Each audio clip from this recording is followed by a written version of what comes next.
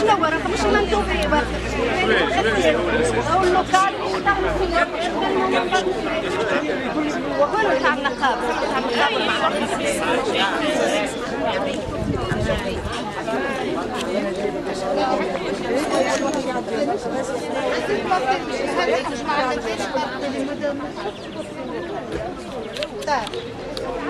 هو وش اسمه تصوروا مع سيلفي انا مسجل يعمل في سيلفي تتسابق العباد حتى واحد ما عنده الجرأة باش يكلم الناس ولا تتسابق باش تتصور معه الذكرى. وين هو ستيلو الفاتر؟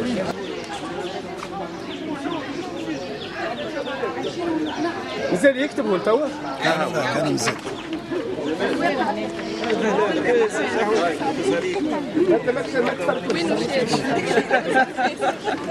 يا سي جمال مش مزيان تبدا مش مزيان العروس صغار متميزه. علاش صغارنا المتميزه هذه ما حافظوش على النيفو نتاعها؟ المطالب نتاعنا تتمثل اول حاجه عندنا ليسي حاضر، عندنا ليسي موجود. هو علاش ما يتحلش لنا نحن؟ علاش هو من الاول الفلوس نتاعو مرصوده اللي هو ليسي نموذجي، مؤسسه نموذجيه. علاش الجهات المسؤوله تخليه يتبدل من مؤسسه نموذجيه تردوا مؤسسه عاديه؟ صغارنا النموذجيين وين يمشيوا؟ نبعثوهم لبنزرت ونبعثوهم لتونس، علاش ما يقعدوش بحذانا ونزيدوا نخليوهم يتفوقوا اكثر؟ هذا المطلب الاولاني. المطلب الثاني زاده باجه مليئه بالكفاءات، مليئه بالاساتذه الباهين. علاش ما ثانيش فما سيليكسيون للاساتذه نتاعنا؟ الاستاذ يقري بيدو الاستاذ في ظروف باهيه. الليسي النموذجي توا اللي محلول في القلصادي محلوله جزء، خليوه يكلموا الاساتذه كيفاش قاعدين يقريوا فيه. ما فماش بنيه تحتيه باهيه في الليسي، ما فماش احاطه بيداغوجيه، ما فماش احاطه نفسيه في الليسي. انا باش نقول حاجه واحده، انه خاصه البنيه التحتيه نتاع المدرسه والادوات العمل والاختلاط هو اللي اثر تاثير مباشر على التلامذه. سامحني مدام وضح لنا الاختلاط، معناتها الاختلاط بين التلامذه العاديين والتلامذه النموذجيين. التلامذه النموذجيين هذا كان له تاثير على النتائج الكارثيه. انا متاثره تاثر كبير برشا.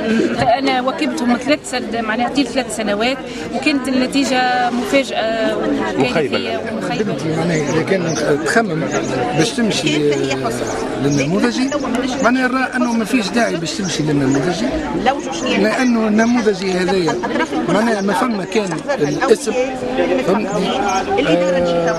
لا تأثير لا بنية تحتية معناها خاصة بقسم معناها نموذجي.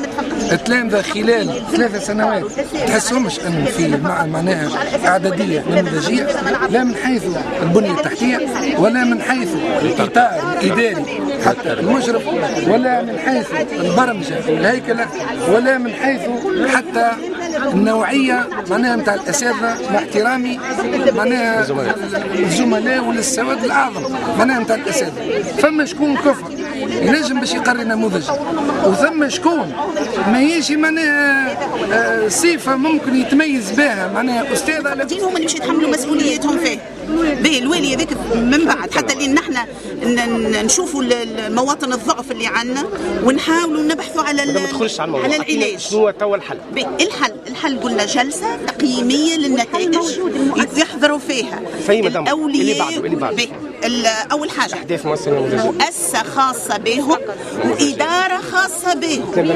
التلامذه نحكي لك على التلامذه، ديما نحكيو نحن على وليداتنا، على التلامذه نتاع المدرسه النموذجيه. يلزم اداره خاصه، وليداتنا يقعدوا بالساعتين وبالثلاثه هاملين لبرا ونحن ناخذوا ما ندريوش عليهم اصلا وين قاعدين يمشي.